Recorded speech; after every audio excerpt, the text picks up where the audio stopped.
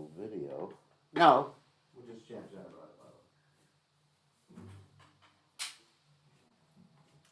right. Since we have limited time. Okay, let's go back to this. Okay.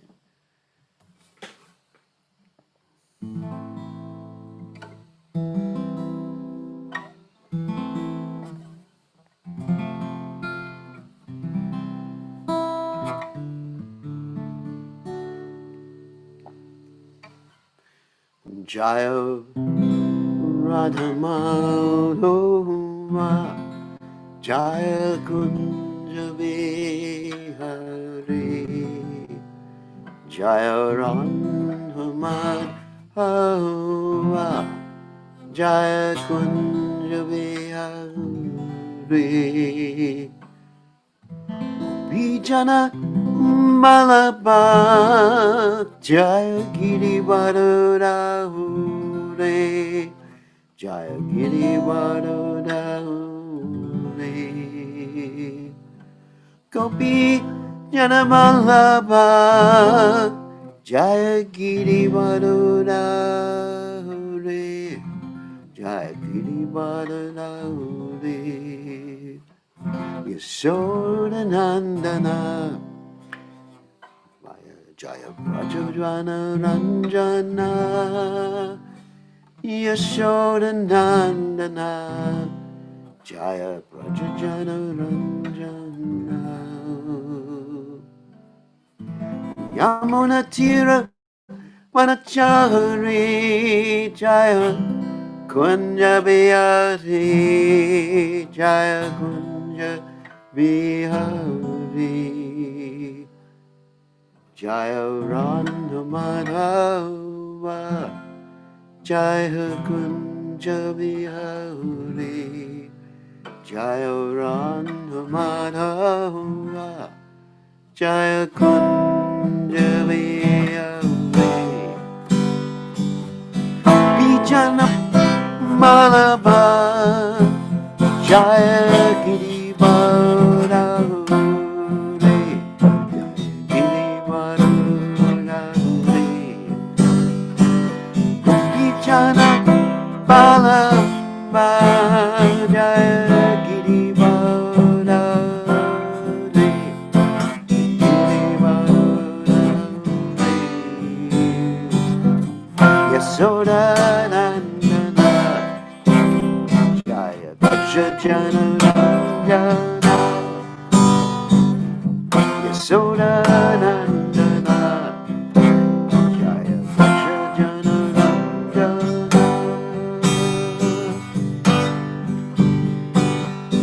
Yamuna Tira Vanachari Dayo Kunjaliya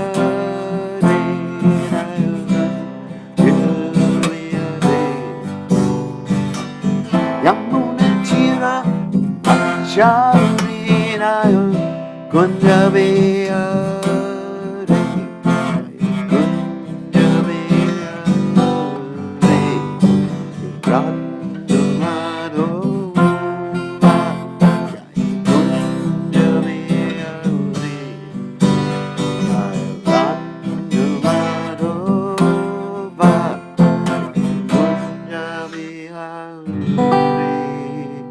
Jai Om Vishnupad Paramahamsa Paramahansa also Shima.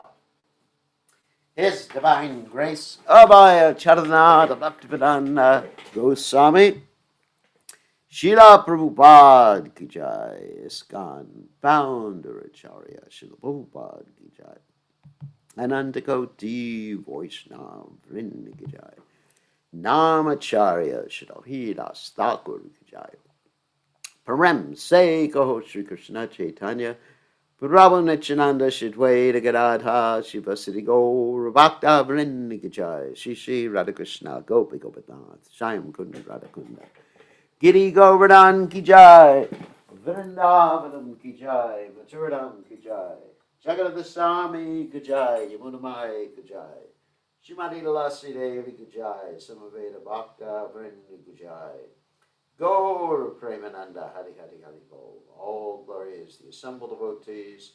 All glory is the assembled devotees. All glory is the assembled devotees. All glories to Shri Guru and Gauranga. Srila Prabhupada Ki Jai. Nama Om Vishnu Padaya Krishna Prastaya Budle Shrimati Bhaktivedanta Swami Namani Namaste Saraswati Devi Gaurvani Pashani Nibasesha Sunyavadi Pashyat Dejatani Somagana Timidanda Shah Gananjana Shlakaya Chakshurun Miditam Yena Tasmai Shri Gurve Namaha. So I offer my respectful obeisances unto the lotus feet of my spiritual master, His Divine Grace A.C. Bhaktivedanta Swami Srila Prabhupada, who so kindly opened my eyes with the torchlight of knowledge while I was blinded in the darkness of ignorance. So today we're going to attempt to do a little summary about the events that occurred before the Battle of Kurukshetra. So there's going to be a lot of information, so hold on or fasten your seatbelts or hold on to your seats or whatever you're going to do. And if you want, you can take notes, but this is like a summary of most of the important events in the Mahabharata before. And actually, also, whoops, let me turn off the phone. People do have this nasty habit of calling me during class without being aware that they're offenders. Okay, so we are going to go through the summary of events even that occurred before the Mahabharata. Oh my God. So, we're going to start with the 8th canto of Srimad Bhagavatam. This is just me talking. Hopefully this will be entertaining enough for all of you. So the 8th canto of Srimad Bhagavatam, you have Lord Vamanadev taking everything away from Bali Maharaj and the demons getting defeated, etc., etc., etc. And demons got really upset with this whole thing. They decided they needed some place to come to. So they decided that the Earth planet was a good place for them to take shelter. And so they took birth as kings on the Earth planet. Kings and Kshatriyas, other Kshatriyas and the royal families and everything like that. Kali Yuga, it's described that many times the demons have taken birth in Brahmin families. So, but in the previous Yuga, in the Dwapara Yuga, the demons took birth in Kshatriya families. So that's why it was necessary for the demigods and the devotees and Krishna to come down to the Earth planet to wipe them out. And that's the necessity of this Mahabharata war. It's an interplanetary war. So here's some of the events that are described in the Mahabharata leading up to this interplanetary war in the speaking of the Bhagavad Gita. Once upon a time, many, many years ago, there was this great king. His name was Mahabhish. And Mahabhish was in the same line as Ikshvaku, and he went to heaven, and he made a big mistake. He looked at Ganga Devi inappropriately, and so he was cursed to come down to the Earth planet. Ganga Devi was also in love with him, so she wanted to come down to the Earth planet. And so, at the same time, there were these 8 Vashus, these heavenly, very powerful personalities, very intelligent personalities, who had stolen Vashishta Muni's desire cow, and because of that, I'm not going to get into the reason why they stole the desire cow, but Kamadenu. Because of that, they were cursed to take birth on the Earth planet, and they begged for forgiveness from Vashishta Muni, and Vashishta Muni said, all right, you will not have to have long lives except for the one who was primarily responsible, and that was Jao amongst the Vashus. And that Jao later on became Bhishma, grandfather Bhishma, but not grandfather before he was born, and not even grandfather when he was born. Okay, so Ganga Devi comes down to the Earth planet, marries this Mahabhish, who at this particular point is named Shantanu. And the way they get married is quite interesting. He agrees, as soon as he sees her, to get married. And he agrees that he will never disagree with her. And if he ever disagrees with her, she's going to leave. So what she does is she starts killing all of her kids. Remember, these are the 8 Vashus, and 7 of whom are supposed to have very short lives because they gave all their bad activities to one Zhao, who would later on become Bhishma. So, anyway, so they're all very, very interesting. So they're all killed one after the other by Ganga Devi, and Shantanu, being, let's say, in love, doesn't say anything, and also he had that prenuptial agreement not to disagree with his wife. So he just doesn't say anything until it gets time to the eighth kid. It's going to get ready to get killed, thrown into the Ganges as the other ones were. And he says, stop. And she says, okay, I'm going to stop, but that's it. You will not see me again. Hasta la vista, Shantanu. So she goes away. She also takes this eighth kid with her, who later on becomes Bhishma. Okay, fast forward. So Bhishma, when he grows up, is returned to his father Shantanu, and Shantanu wants to make him the next king. That's obviously the point, because the primogeniture means that the oldest son, and he's the only son at that particular juncture, becomes the next king. In the meantime, while he's going to be the next king, he's the Prince Yuvaraj, I think it's called, at least in Hindi. He's going to be the next king. His father, Shantanu, who was Mahavish before, falls in love with Satyavati, who is a fisherman's daughter. But actually, she's not a fisherman's daughter, but there's a whole story of how she was born from a fish, so she smelled really bad, until she had a relationship previous to her marriage with Vyasadeva, Parashara Muni, and gave birth to Vyasadeva. And then she got good smell. She was called Ganda Yojana, good smelling girl.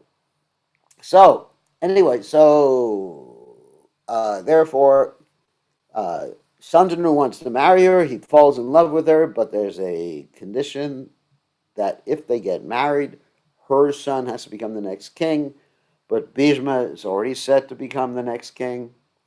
And so Shantanu goes into a funk and he becomes completely depressed, doesn't understand what to do, and there's no psychiatrist to take care of him at this particular juncture. So Bhishma sees his father in this depressed state, and he wonders what's happening, asks the king's assistance. Finally, he understands what's happening. He goes to the fisherman, and he says to the fisherman, my father wants to marry your daughter. The fisherman says, no way, because her son has to become the next king. And Bhishma says, okay, no problem. I'll vow not to become the next king.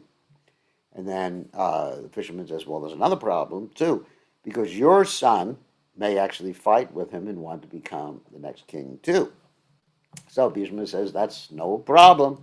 I am going to remain brahmachari my whole life, and therefore it's called Devavrataha, the vow of brahmachari life. Okay. So, therefore, Shantanu is happy as a lark. He has Bhishma, and he blesses Bhishma too. Actually, how does he bless Bhishma? Because you were able to arrange this nice marriage with the girl of my dreams. Therefore, you will have the blessing not to die unless you want to die. It's pretty good. Of course, it didn't turn out to be a real blessing at the end. Okay, so therefore, Satyavati, who gets married to Shantanu at this point, has two kids, Chitrangada and Vichitravirya, by Shantanu. Got it? So, Chitrangada gets killed because he gets fight with a Gandharva of the same name. And Vichitravirya, he's kind of weak.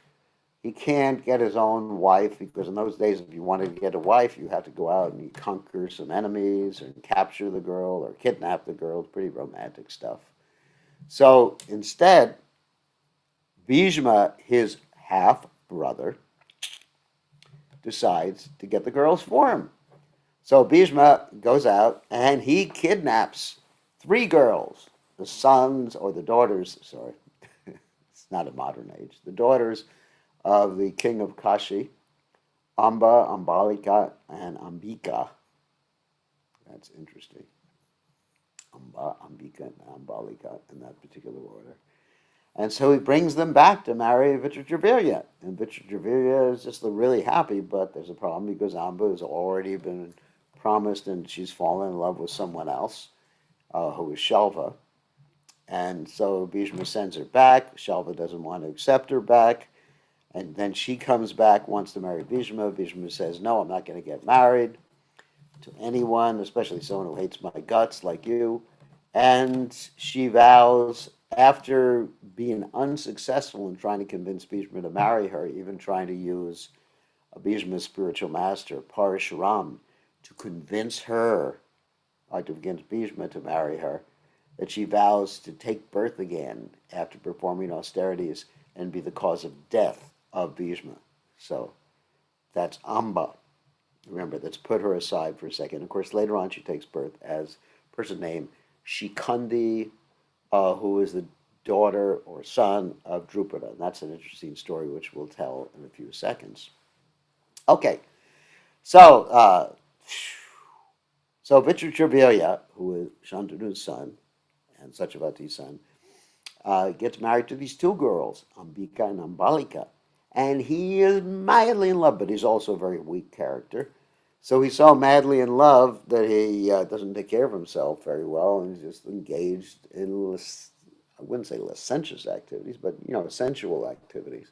And he dies, like from cholera or something like that. So he dies, and so there's nobody who's going to be able to be the next king. Because remember, Bhishma has taken the vow not to become the king. So there's nobody. So Satyavati, she goes to Bhishma and says, Bhishma, you should basically marry or have a relationship with the two wives of your half-brother, Vichitravirya. Vichitravirya is dead. Bhishma says, no way. Then Satyavati remembers that in her past, she gave birth to Vyasadeva. And Vyasadeva told her that whenever you want, let's see, someone's sending a message here. Chat. Don't send a chat unless there's a problem, because then it just causes...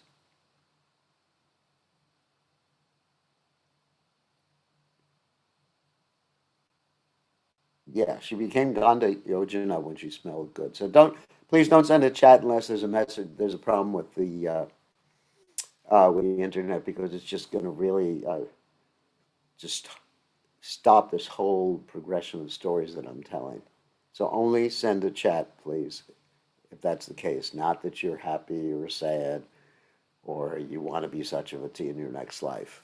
So anyway, getting back to the point. So I got to go all the way back. Okay, so Bhishma refuses. So Satyavati says, okay, I'll call my son that I had before my marriage with Parashara Muni, which is Vyasadeva. She calls Vyasadeva. Vyasadeva says, okay, but give me a year to make myself look a little bit better, because he's been meditating in the forest. And she says, no, right now. So that's a problem, because Vyasadeva approaches these two ladies, Ambika and Ambalika. And first he approaches Ambika, and Ambika is so horrified to see him before she has a relationship with him that she closes her eyes. So her son is born blind, that's Dhritarashtra. And then Ambalika knows you don't close your eyes, but she's so frightened to see this sage that she turns white. And therefore, Pandu is born, and Pandu is actually not of such good health because his mother turned white. And then Satyavati thinks, we need another kid because, here we have a blind person not such in good health. So let's have another little kid, another boy, another son, another prince. So she tells Ambika, you should, again, have a relationship with Vyasadeva. So Vyasadeva agrees with that, but Ambika's not into it. So she substitutes her maidservant instead. And so Vyasadeva has a relationship with the maidservant, and as a result, Vidura is born. Oh my God, a lot of things in this story. So Vidura is born, and Vidura is actually an incarnation of Yamaraj, who was cursed to take birth in a Shudra family because he made a little mistake of hurting this Mandavya Muni. And I'm not going to tell a story about that. That's a side story. Okay, so here's the three kids: Pandu, Dhritarashtra, and Vidura. Vidura can't become the king, can't become a prince because, he's half-blood. So, but he can become prime minister and advisor to the king. So Vidura is there on the side. He's the most educated person. So there's Pandu, who is the younger son, and Dhritarashtra, who is the older son, who is blind. Okay. So what happens is that Pandu ends up marrying Kunti, and he marries Kunti because he's so handsome he didn't have to fight for her. Uh, and she's the daughter of Surasena, uh, and Vasudeva is the son. And so, anyway, so she is actually uh, like the sister of Krishna, anyway. So that's why Krishna and Arjuna are cousins. So, and then also Dhritarashtra marries Gandhari, and because Dhritarashtra is blind, Gandhari, being very, very chaste, decides to voluntarily blind herself by putting a blindfold on for the rest of her life. So you got Dhritarashtra, married Gandhari, and then Pandu gets a second wife, who's called Madri, and she's the daughter of Salya. So anyway, so they're married. Okay, happily married now. Blind Dhritarashtra married to Gandhari. Pandu married to his two wives. And so Gandhari becomes pregnant. Okay, she's actually had the benediction before to have hundreds from Lord Shiva to have 100 sons. Wow. And then so what happens is that she's gotten the benediction to have 100 sons, but in the meantime, Pandu is out in the forest with his wives, and Pandu has a hunting accident, kills a sage by accident, a sage and his wife, the Rishi Kindama and his wife. And because of that, Pandu's cursed not to have any sort of intimate relationship with his wife, so he can't have any sons with his wives. So it's a real big problem. Okay, so Pandu's in the forest. He decided to renounce the kingdom, turn it over to his blind brother Dhritarashtra, and Gandhari and Dhritarashtra are more or less running things, running the show. Gandhari's pregnant. Pretty good. And Kunti can't really have children by Pandu. And Madri can't have children by Pandu right now either, or right now or anytime in the future. And Gandhari's pregnant. She's thinking, well, I'm going to give birth to at least the next king. And then also, I'm going to have 100 sons. This is pretty cool. Meantime, while Gandhari is pregnant and expecting to have a child, Kunti has an instant child. Now, how does she have an instant child? But because before her marriage, she had pleased Durvasa Muni, and Durvasa Muni gave her a seduction mantra by which she could call any demigod and have a child by the demigod. And previously she had had one child. She didn't tell anyone about it. And that was Karna, who was the son of the sun god. And Karna was actually sent away, and Karna was adopted by some Shudra couple as a charioteer, etc. And his mother's name was Radha, but not the Radha from Vrindavan, so he was called Radheya, Karna, which means ear. So, anyway, so Kunti is unable to have a child because she reveals to her husband, not that she had a child before the marriage, but she has this mantra. And Pandu says, okay, use the mantra and call Yamaraj because he's in charge of Dharma. Okay, so Kunti calls Yamaraj. Yamaraj comes and says, here's a kid, and that's Yudhishthira. When Gandhari hears that Kunti has had an instant kid, she gets really upset because, she hasn't given birth yet. And it's over 9 months. And it's probably like 2 years at this particular point. So she punches her stomach. Ah! I thought I was going to be first. And she gives birth to a lump of flesh. So she's thinking, oh my God, lump of flesh, what good is that?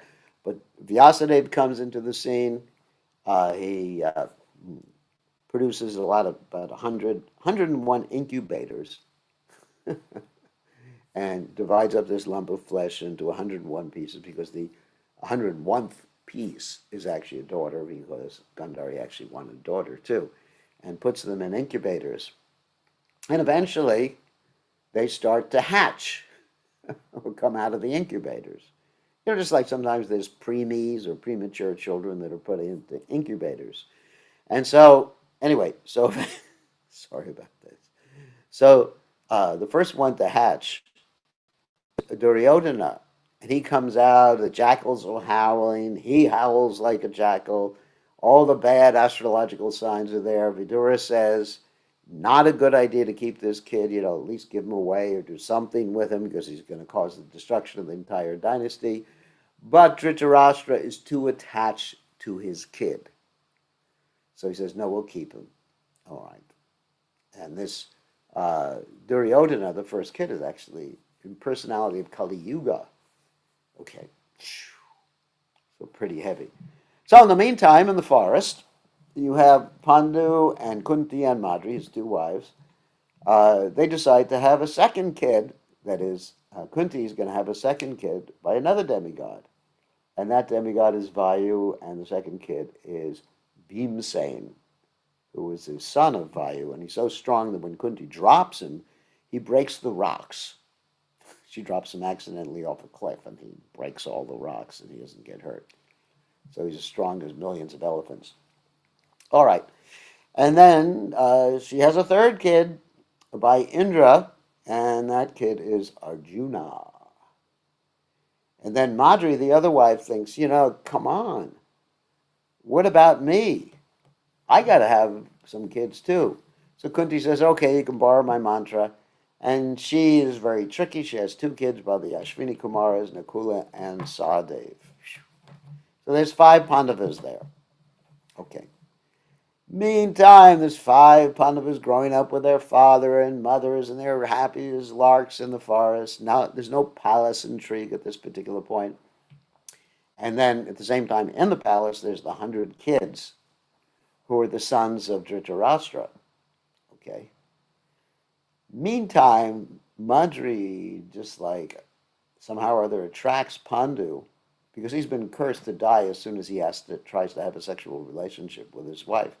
So Madri is bathing and she has like a sheer dress on. It's very attractive to Pandu. Pandu goes to embrace her and have a relationship with her, and Pandu kicks the bucket. He dies. So everyone is very bereft. So it's decided that Kunti, all right, so before Kunti, it's decided that Madri will leave this world with her husband Pandu. So she jumps into the funeral pyre, being a very chaste wife. That wasn't forced. She decided to do it. And also she decided to do it because she couldn't be equal to all the 5 children. She would think her children are more important than the sons of Kunti. And Kunti was equal to everyone. She was completely saintly personality. So Kunti is there with the 5 kids. So they decide to go back to Hastinapur, which is where Dhritarashtra and Gandhari and their 100 boys and 1 daughter, Dushala, is. Okay. So they go back. Oh my God. Long story. So anyway, so they they go back to Hastinapur, and there is so much envy there between, of course, the Pandavas. They're not envious. The sons of Pandu, they're not envious, but the Kurus, they're really envious. I mean, they're born with like great amount of envy, and as I said before, Duryodhana is like Kali, the personification of Kali Yuga. And there's several attempts on at least Bhimsen's life. And what happened is that one attempt is quite interesting, is that Duryodhana, the head son of Dhritarashtra, decides to poison Bhimsen. And how does he poison Bhimsen? He gives him some food, because Bhimsen is also known as Vrikardar. He who has a wolf belly, he can eat anything and he's never satisfied. And so he gives him some poison food. He throws Bhimsen's body into the river, the Yamuna River. Bhimsen sinks down. He's bitten by these snakes. The snakes counteract the poison. And the snakes, he goes down into the snake kingdom. They actually take him to some sort of snake kingdom. And he gets this rasa kunda, which actually gives him the power even of more elephants. And he becomes even stronger after that. And so then all these different things happen. In the meantime, it's determined that the Pandavas and the Kurus, that is the sons of Dhritarashtra and the sons of Pandu, need to be educated. So they accept the martial arts guru Dronacharya. I'm not going to describe how Dronacharya saw them, but Dronacharya is called Dronacharya because he was born out of a pot after his father, Bhardraj, saw a beautiful girl, an apsara. And Dronacharya really is looking for wealth because he wasn't properly able to take care of his kid, Ashvatam. So he wants a position, so he takes employment as the guru of the Pandavas and the Kurus. Pandavas means the sons of Pandu. Kurus means the sons of Dhritarashtra. Okay, got that. Okay, so he trains them up nicely in martial arts, and as Guru Dakshin, he asked them to basically attack the kingdom of his friend Drupada, because Drupada has previously insulted him, because Drupada was a king and Drona was a Brahmin. Drupada had insulted him by not properly receiving him, so he takes away half of Drupada's kingdom. Not by utilizing the Kurus to do that, but the Pandavas were able to capture Drupada. All right, so Drupada is defeated. So he's a very important person in the story. So Drupada is defeated, and he has so much anger because he's been defeated by his previous friend, Dronacharya. So he's so angry that he decides to have a fire sacrifice to produce a son who can kill who can kill Dronacharya. So he does this fire sacrifice, to make a long story short, and Dristadunya, who's meant to kill Dronacharya, pops out of the fire sacrifice, and then, as a surprise, Draupadi pops out of the fire sacrifice too. So they're both born out of fire. So remember these two, Dristadunya and Draupadi, both born out of fire. Dristadunya is meant to kill Dronacharya, the guru, the martial arts guru of the Pandavas and the Kurus. And Draupadi, it's predicted, is going to be the cause of destruction of the whole dynasty too. She's not going to kill anyone personally, but she's going to be the cause of destruction of the whole dynasty. Phew. All right. Meantime, the Kurus, that is, the sons of Dhritarashtra, are planning how to destroy or get rid of the Pandavas, the sons of Pandu, the 5 sons of Pandu. So they tell the 5 sons of Pandu, we'd like you to go on vacation, and they sent the 5 sons of Pandu to this place called Varnavata, and they've constructed this flammable house or castle for them. And the 5 sons of Pandus go into this flammable house, not knowing it's flammable. But Vidura, their uncle, knows that it's flammable, so he sends someone to dig a hole so they have an escape tunnel out of the house. So later on, the house is set on fire, or they set the house on fire, and they escape, and they go into hiding for some particular time, because they don't want to go back to Hastinapur and deal with these horrible cousin brothers that they have. So during the time that they're in hiding, this is not forced hiding, they decide to hide because they just don't want to deal with Hastinapur anymore. Bhimsen marries a Rakshasa girl. And the reason he marries a Rakshasa girl is this Rakshasa girl falls in love with him. Her name is Hidimba, because Hidimba and her brother smelled the Pandavas while they were in the forest, and Hidimba's brother really wanted to eat them for prasad. So Hidimba was sent by her brother, who was also named Hidimba.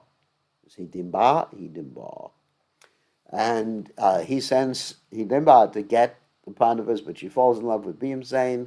Bhimsen kills Hidimba, the brother, and marries Hidimba, and has a kid named Gatotkacha. And Gatotkacha, the minute he's born, he actually grows into a full-grown person. He has a head like a pot. He has like shaved head, nice, beautiful head like that.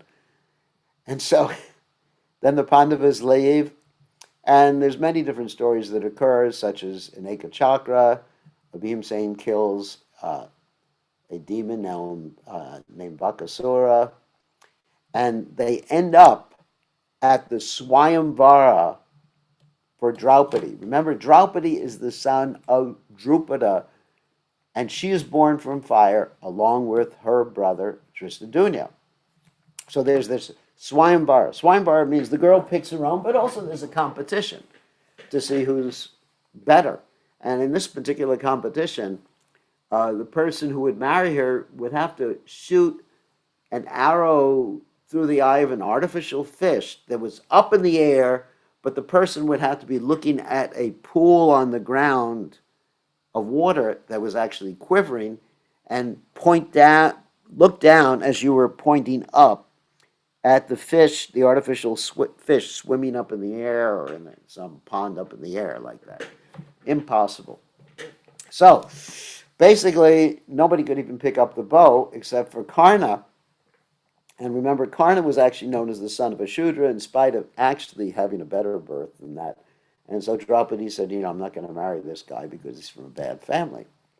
And so eventually Arjuna picks this up and he shoots, hits the fish in the eye, wins Draupadi, brings Draupadi, remember the Pandavas are in the forest at this time, brings Draupadi back to his mother without looking at her, knowing what it is, because he says to his mother, I brought something really nice back.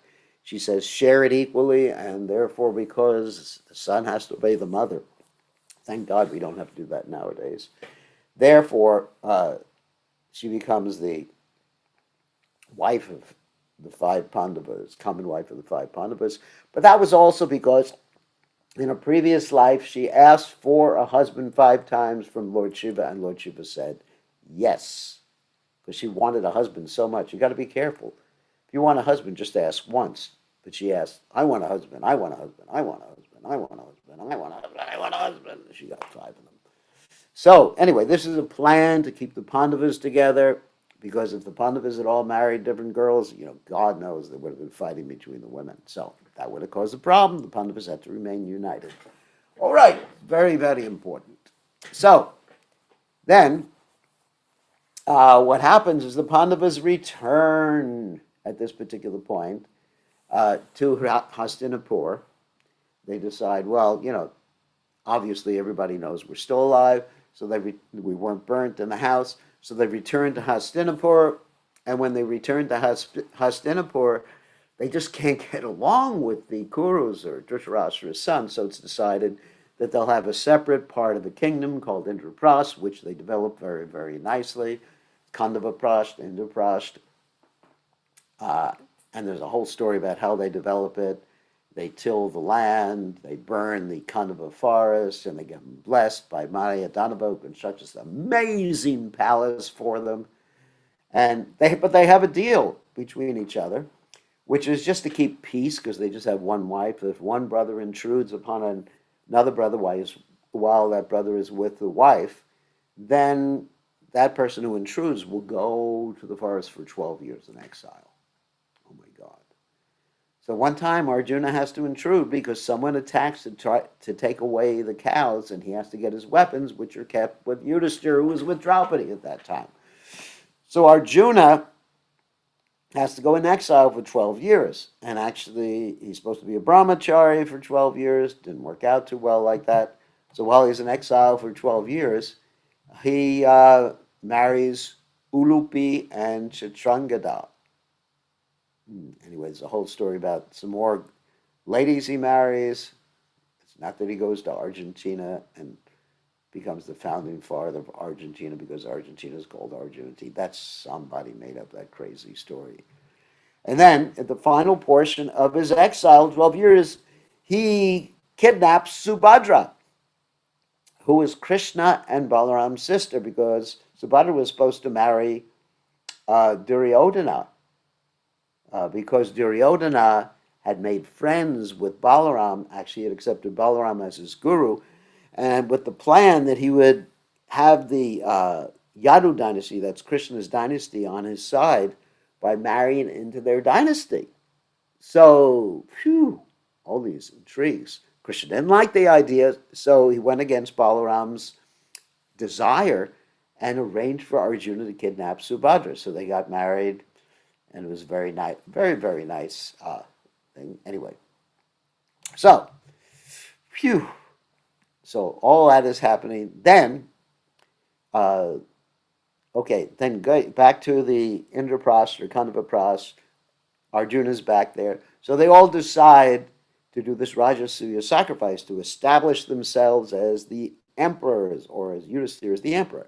In order to do that, they have to kill people who are going to oppose them, like Jarasandha. There's this whole plan of killing Jarasandha. Bhimsen does that by wrestling with him and splitting him in pieces.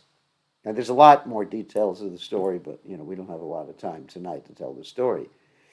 So then the Pandavas established themselves, or Yudhisthira, as the emperor, and they invite everyone for this Rajasuya sacrifice. And during this Rajasuya sacrifice, another demon gets killed, Shishupal, by Krishna, of course, by cutting off his head. That story is in the Krishna book in the 10th canto of Srimad Bhagavatam and many other literatures.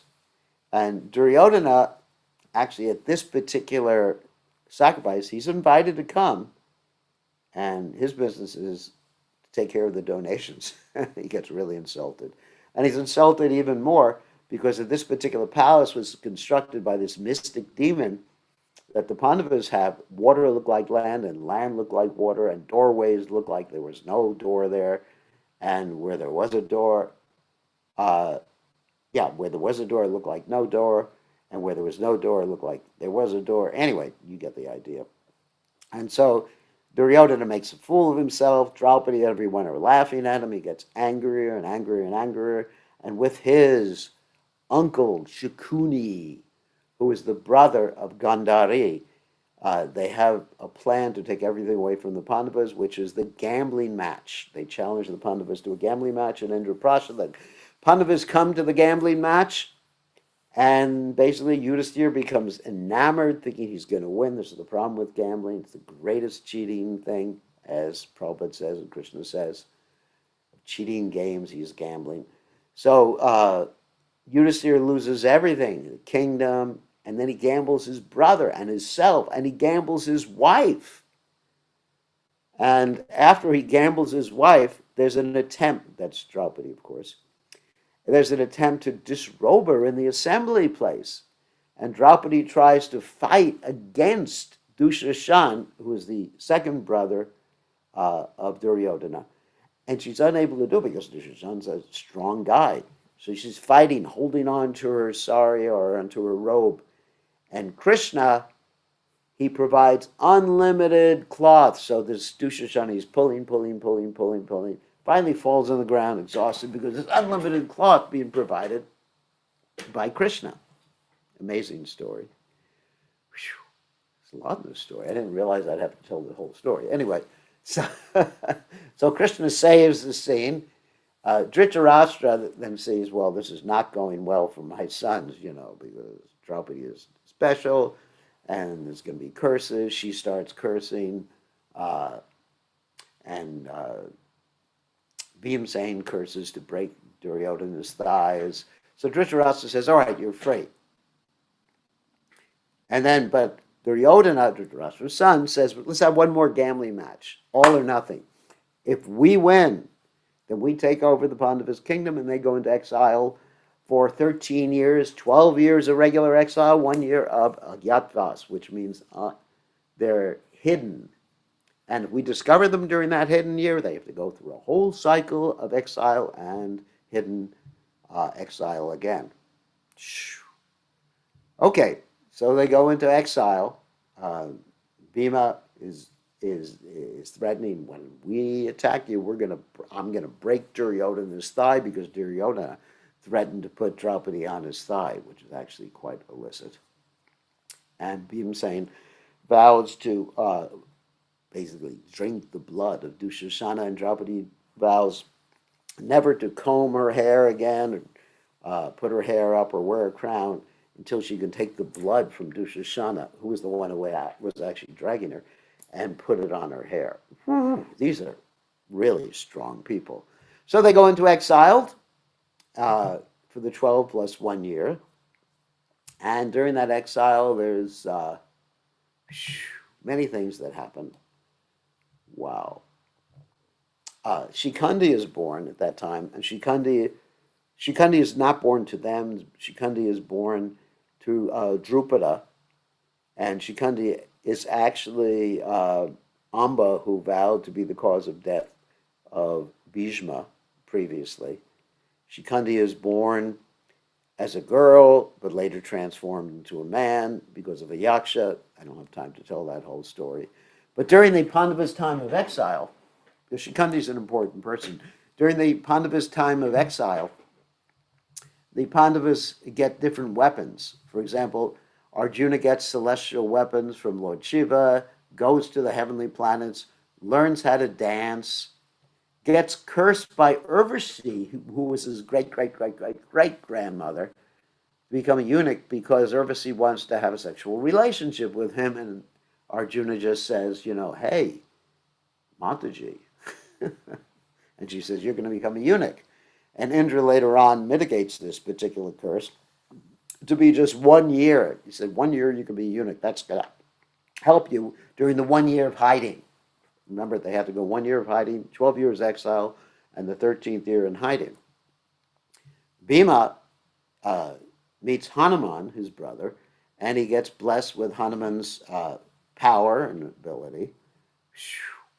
And also gets blessed that Hanuman will be on the flag of Arjuna. During the Battle of Kurukshetra, it's described that Hanuman, as the flag of Arjuna, would roar so loudly that so many thousands of soldiers would die just from hearing the roaring of the flag, which was Hanuman, which is non-different than Hanuman. And so during that time also, Duryodhana, before the hidden exile, Duryodhana attempts to embarrass the Pandavas, but in trying to do that, he gets captured by Gandharvas.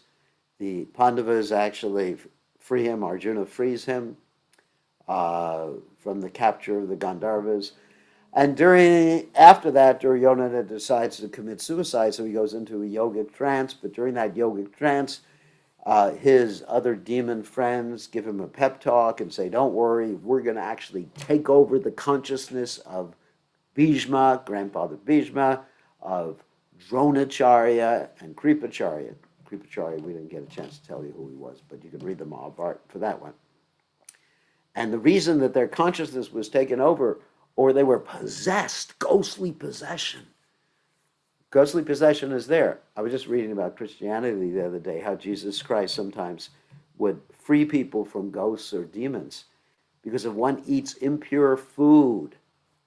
And that's what was happening with grandfather Bhishma, Dronacharya, and others. They were eating impure food cooked in the kitchen of Duryodhana's kitchen. Yeah, not that Duryodhana was a cook. I'm sure he didn't know how to cook.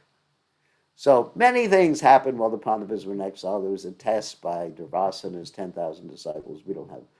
I don't think we have time to talk about that right now.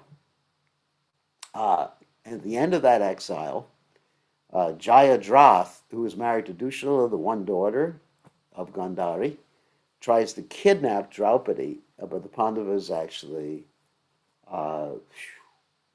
the Pandavas are actually able to capture him, and they give him 5 little sikas all over his head to remind them how powerful they are. So then, let's get back to all right, let's get back to the final year of the Pandavas' exile. And during the final year of the Pandavas' exile, they go to the kingdom of Bharat. And the Pandavas hide out in disguise as different occupations. For example, Yudhisthira becomes Kanka, who is actually like a Brahmin advisor to the king. We got Arjuna, who becomes a eunuch. That's why he had to get shot. He had to get cursed to become impotent or become like a eunuch for a year. His name is Brihanala. And Draupadi becomes a hairdresser.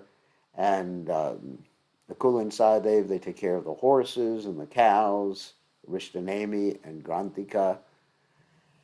And so in this way, the Pandavas are all hidden, and Bhimsen becomes the cook, which he likes very much because he can eat. He has a wolf belly anyway. And so during that particular time, in hiding in the kingdom of Bharat, they were hiding from the Kuru dynasty, there's a unfortunate encounter with the general in Bharat, who is the brother of the king of Bharat's wife. Okay, got that. And his name is Kichika. And this Kichika becomes interested in Draupadi. He's a very powerful guy. Nobody could kill him. And Bhimsen decides to kill Kichika in a very interesting way. He tells Draupadi to agree to meet with Kichika in this dark room. And he says to Draupadi, "You be under the bed, and I'll be on top of the bed with a sari on." So Kichika walks into the room, this big hulk of a man. He walks into the room and says, "Draupadi, honey, are you here?" And Draupadi under the bed says, "Yes, come and get me." And so then what happens is that he goes up to the bed and takes the sari off of Bhimsen. And Bhimsen gives him a punch in the kisser, and he kills him. So as soon as Bhimsen kills Kichika, it's understood by the Kurus who are trying to discover the Pandavas during their final year of exile. It's understood that the Pandavas are there, so they think, "Oh, we can discover them. Phew! We can discover them." So they head immediately. I mean, there's more stories about Draupadi there, but we don't have time to tell. So they go immediately to the kingdom of Bharat to discover the Pandavas, and they have this like whole plan. They have the Trigartas, which are another army and ally, approach the kingdom of Bharat from one area, and they approach the kingdom of Bharat from another area, and the Trigartas are defeated by 4 Pandavas because they leave Arjuna back because he's like Brihanala at that particular time, and by Bharat's army. But then what happens is something extremely interesting, is that the Kurus, that is Duryodhana and his brothers, and even Bhishma, begin to attack the kingdom of Bharat, and there's no one left to defend the kingdom of Bharat because the other army, the Trigartas, have actually drawn away the 4 Pandavas. And so there's not only women left in the kingdom of Bharat, and Brihanala, who is basically a eunuch, Arjuna, in the eunuch form. Whew. Oh my God, a lot of details. So all right, so Brihanala, that is Arjuna, says to the queen, Sudeshna, I think the Sudeshna is the name of the queen, if I remember correctly. He says to Sudeshna that your son, your really young son, he can defeat the Kurus, and I'll just be the chariot driver. So he drives the chariot, and this young boy, feeling his oats, thinking he's more powerful than the Kurus, is in the chariot. And then as soon as this young boy sees all the Kurus that are trying to find the Pandavas and trying to defeat the kingdom of Bharat, this boy jumps off the chariot, runs away, and there's Arjuna dressed like a woman with long flowing hair, beautiful. he he's not recognized by the Kurus. He grabs the son of, in the kingdom of Virat, uh, his name is Uttara. Yeah, Uttara is the girl. So he grabs him and he brings him back to the chariot. And then they go into the woods, and Arjuna takes all of his weapons because the year is over right now, the year of hiding. And Arjuna gets his Gandiva bow, but he still, has his hairdress on, looks like a lady. And he goes back and he defeats the whole Kuru dynasty single-handedly. And of course, they recognize him after the sun has gone down. Wow. A lot of things have happened. So then the Pandavas say, we want to regain our kingdom. And so they basically, Vidura advises Dhritarashtra to actually give back the Pandavas, Indraprastha, their part of the kingdom. Vidura is insulted by Duryodhana, the son of Dhritarashtra, and Vidura just goes on pilgrimage. And then they send Sanjaya to the Pandavas to try to make peace, and the Pandavas say, just, give us back our kingdom. Then Krishna comes to the Kurus to try to make peace, and the Kurus say, we're not even going to give the Pandavas 5 pieces of land that could fit on the head of a pin, what to speak of 5 villages. Because Krishna is so merciful, he says, I don't want to get blamed for this whole thing, so just give the Pandavas 5 villages. Wow. Oh my God. So, this gets really complex at this particular point. So then Duryodhana tries to capture Krishna, thinking that if he can capture Krishna, he's won the battle, because the Pandavas without Krishna are not going to be able to do anything. And so Duryodhana is not able to capture Krishna because Krishna actually manifests himself as the universal form and frightens the bejesus out of Duryodhana and everyone else. And so then Krishna goes back and says, this is going to be a fight. And so the battle line is drawn between all the different parties. Krishna, he, on the way out, after trying to make peace with the Kurus, Krishna tries to convince Karna, who is at this particular point joined with the Kurus, because the Kurus have actually given him a kingdom. So he's no longer considered just a Shudra.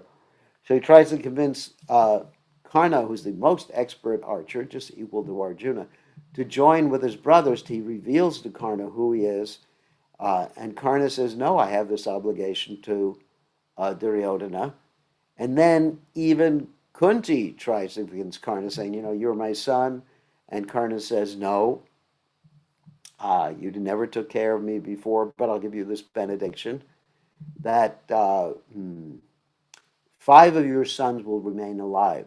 In other words, there's 6 sons of Kunti. There's the 5 Pandavas, and Karna was actually the son of Kunti. 5 will remain alive. In other words, he wants to kill Arjuna. His whole life he's wanted to kill Arjuna because Arjuna insulted him during an earlier time when there was some competition, and Arjuna wouldn't let him compete because he was considered to be a Shudra. Wow. Very complicated here. So, then there's war. And so, anyway, before the war, other things happen. Like Abhimanyu marries Uttara, the daughter of the king of Virat, and later on Uttara is going to give birth to Parikshit. Anyway, there's a whole story there, but that's after the Battle of Kurukshetra. So then there's the war, the planning for the war, and right before the Bhagavad Gita is spoken, actually we covered a lot of this, right before the Bhagavad Gita is spoken, Dhritarashtra is given divine vision, not given by divine vision, he's offered divine vision by Vyasadeva, his spiritual master, and also his father. And Dhritarashtra says, no, I don't want to see for the first time in my life to see my sons being killed, so you can give this divine vision to Sanjaya. And Sanjaya is like the chariot driver and secretary of Dhritarashtra.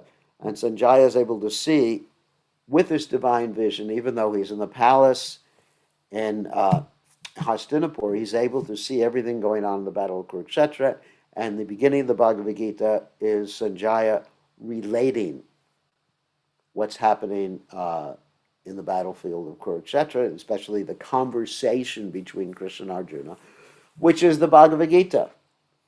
Isn't it? Dharmik Kshetra Kurukshetra Samaveta Yudsabaha Mamaka Pandavaschala Kimakurvata Sanjaya. So the first question raised by Dhritarashtra, that my sons and the sons of Pandu were gathering in this holy place known as Kurukshetra, and what are they going to do? Oh, Sanjaya. So Sanjaya is able to see this whole battle. So the Bhagavad Gita is the recitation of Sanjaya to Dhritarashtra, repeating the words of Krishna and Arjuna, and also giving his own opinion at the end of the Bhagavad Gita. That wherever there's Krishna and Arjuna, there's always morality and victory. So that's the preamble to the Bhagavad Gita. Phew! There's a lot more information. Actually, if we had time, I have a whole slideshow with all these details that we could do that tomorrow. But I don't, it would take another hour or two to show you that slideshow. Yeah, but so maybe we'll do that tomorrow because it's really interesting. It'll help jog your memory as to what some of the details are. And this slideshow shows what's happening in each part of the Mahabharata, each parva of the Mahabharata. Mahabharata is the world's largest epic poem. It's larger. It's 4 times larger than the Ramayana. Well, it's an epic. I'm sorry, it's not a poem. It's like the Ramayana is. The Ramayana is the largest epic poem, but the Mahabharata is the largest epic work, and it is like 4 times larger than the Ramayana. Ramayana is something like 3 or 4 times larger than the Bible. So you're talking about, humongous work, this Mahabharata, with all this information and all these side stories there, and in addition, all the philosophy that's there too. And if one isn't really understanding the Siddhanta, the philosophy of Krishna consciousness, one can get very confused with the Mahabharata and think that at a particular time Krishna is not acting so dharmically, or not understanding who Krishna is, or not understanding who the Pandavas are, or even thinking that Duryodhana is the good guy. So you can really get confused unless you're actually guided by disciplic succession. So, on that happy note, oh my God, let's see if anyone wants to ask questions. Hold on a second. Let me let you ask questions. 1 second. Participants. Mute. Allow the participants. You just give you 2 or 3 minutes to ask questions since we're running a little late. All right. I think you're allowed to ask questions now. Anybody have any questions?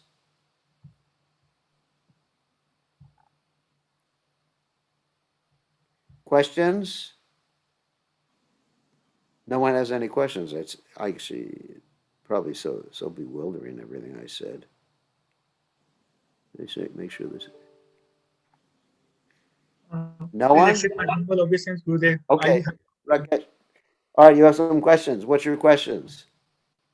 Like in Mahabharata, we see that so many extramarital affair or so many affairs were happening. One was with this one was with another one. So where does the morality sit among all of that? Where's the extramarital affair? You pointed out they got married and they had children. Like Vyasadev was with Ambika and Ambalika, so he never got married. I don't think so. He got That was an married. extramarital. Now, let me explain something. In the previous age, uh, if one's brother, it's not allowed now. If one's brother could not have children, then the brother could have a child with the brother's wives. That was part of Dharma. It's not an extramarital affair. Now it's not allowed. In Kali Yuga, it's prohibited, along with other things like Ashrameta, Gometa, and all those other nice things. Not so nice things. But it's not extramarital. And when Arjuna went and he had uh, children by different people, different ladies, then he got married to them. At least the Gandharva marriage. Kshatriyas could have many marriages, but they wouldn't have. I don't see extramarital affairs. I mean, of course, you can consider like Parashara Muni and Satyavati. That's the only one I can think of. But that was it's like almost like an immaculate. It was like an immaculate conception. And then it's something like the demigods who had children by with Kunti. It's not exactly extramarital affairs. People But got they had married. when the demigods came to the earth and had a child with Kunti, so the child was born instantly, isn't it? Yes. No baby stuff. Oh no, they were babies. I'm sorry. In the heavenly planets, there's no babies allowed. No diapers. But these were babies, yes. But this is not exactly extramarital. It's I mean So when the Kunti had a child, like, um, did she like they gave her the child straight away, or they consummated it? no, they got Kunti's children were given to her right away. You talk about the Pandavas. Okay, then if we go further, when the after the Mahabharata and Yeah, Yudhishthir were doing like what you're doing with the Pitraloka or something, and Kunti said, "Do one for Karna," and he said he was our enemy. Why should we do it? And I heard yeah. that Yudhishthir gave Kunti, like, told her mom, no woman would be able to hide her belly or hide something, or like, is it true? I don't know. I'm just Yeah. Oh, here's the thing. Yeah, that's a curse in the Mahabharata. What yes. happened is when Karna was killed, Kunti revealed to the Pandavas that he was your brother. And Yudhisthira was so angry with Kunti at that point, he actually, I mean, this is, of course, it's in the Mahabharata. It's not coming from me. Don't blame me. Don't blame the messenger. So let me just change some of the things on here. Wait a second. Just looking at my computer is a little bit. It's a little uh, glitches here. Hold on a second. Just give me. Let's see where are we. Whoops. Yeah. When it, sometimes the things get glitches. Okay. Here we go. So so what happens? Kunti revealed he was your brother. What's this? It keeps blinking off and on. Anyway, anyway, I'm. Can you still see me all right? Because I'm just concerned about this computer. Yeah, we can see you fine. Okay, yeah, because there's things happening. Because I was doing so many things today. The problem with an IBM computer, PC, is that sometimes you got to shut it down between when you engage in some heavy stuff on the computer. And I didn't shut it down before you do anything else. So anyway, so as soon as Kunti revealed that this is your brother, Yudhisthira got so angry with her, he said, I curse all women never to keep a secret. That's probably what you refer to, right? Oh yes, okay. Then, but on the other hand, there's 80 something editions of the Mahabharata, and each one is slightly different. So I wouldn't say that that's a curse that, yeah, anyway. I don't know if that's there in the original Mahabharata because there's many different Mahabharats. The part of the story I told was the stuff that's in all the Mahabharats that I know of. So, but there are other parts that are a little bit different in some of the, let's say, South Indian Mahabharata. In the South Indian Mahabharata, you have Vyasadeva and Satyavati actually having a regular marriage Hmm. rather than just Vyasadeva and Satyavati giving birth to Vyasadeva. I'm sorry, Parashar Muni, I got it all wrong. Parashar Muni and Satyavati having a regular marriage, and then Vyasadeva being born. Getting all these messages. And Vyasadeva is being born as a result of that. So, anyway, so the story I told was the main story. Thank you, Guru. Okay, one more question, just because it's getting late.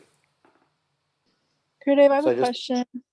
yeah, I'm wondering, not about the question I sent in the chat, but I'm kind of wondering, like, I know it was a different, sorry, age. I know it was a different age, but like, what really constituted a marriage at that time? Like, Satya saw like a woman that was beautiful, and then was like, okay, let's have a Brahmin say some things and call us married, and I can have as many What wives as I what want.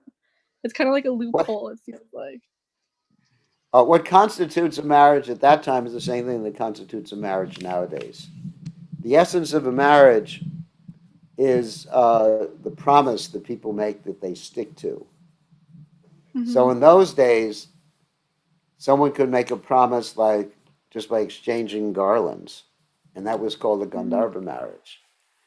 So there were different, I would say there's different ceremonies, some of which took a week or two, others took like a few minutes, but the essence of the marriage was always a promise and the person would stick to it. Like it's Mm. not that Arjuna neglected any of his wives. And in those days, they had polygamy. I am not an advocate of polygamy, believe me.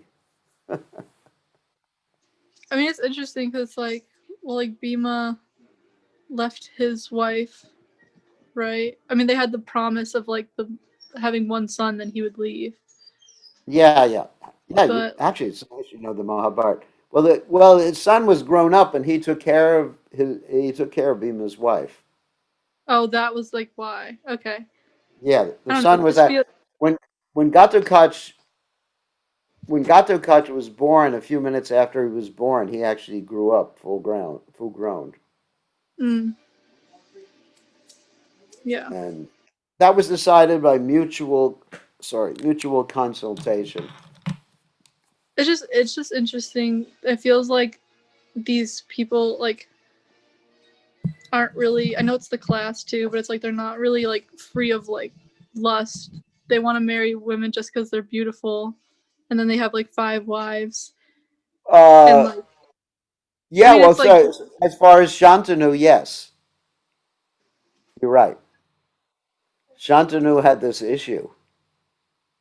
That's true. well, I was thinking also like even of the Pandavas, not to like Which ones? criticize, but just, like when they were just like when they were like they see Draupadi, they just know they want to marry her just because they see her and she's beautiful. And that's how it is because like that's how all of the princes at the Yeah, Swayamvara they. or whatever they all just see her and they just Well, want to the marry her. interesting So thing about Kshatriya is that they definitely had this issue with how do you say it nice way? I don't want to use the L word. They definitely had this issue. That's the nature of people in the mode of passion. right, that's why I was saying like the class, and what I guess it's just the class It's the that they class, were. the nature of the people in the mode of passion. They're Mm-hmm. lusty. I mean, what can I say? But with the Pandavas, because they were great devotees, it was like a pastime. Mm-hmm. So we Yeah. don't want to say that the Pandavas were lusty. It's just that they were meant to be married to her. Mm-hmm. It was Krishna's plan. So Krishna, for those devotees, it's like Yogamaya, the internal potency, how Krishna sort of like implanted that desire. For other people, it would have been plain old lust. Mm-hmm. And other people But in the Mahabharata too, like oh at the yeah, Pandavas, the Like only Karna and Duryodhana and the rest of them, they were all just like filled with lust. Mhm. It's described when Krishna went to kidnap Rukmini, the other Kshatriyas, as soon as they saw Rukmini, they actually fell off their horses. Yeah. I was just wondering why, if it was like a whole pastime, why this was happening, but I guess it is like a pastime. Yeah, it's a And I was pastime. also wondering if this same pastime happens like Krishna's other pastimes, like constantly, and is it In always the different ways. same? In different ways. There's always variety in these pastimes.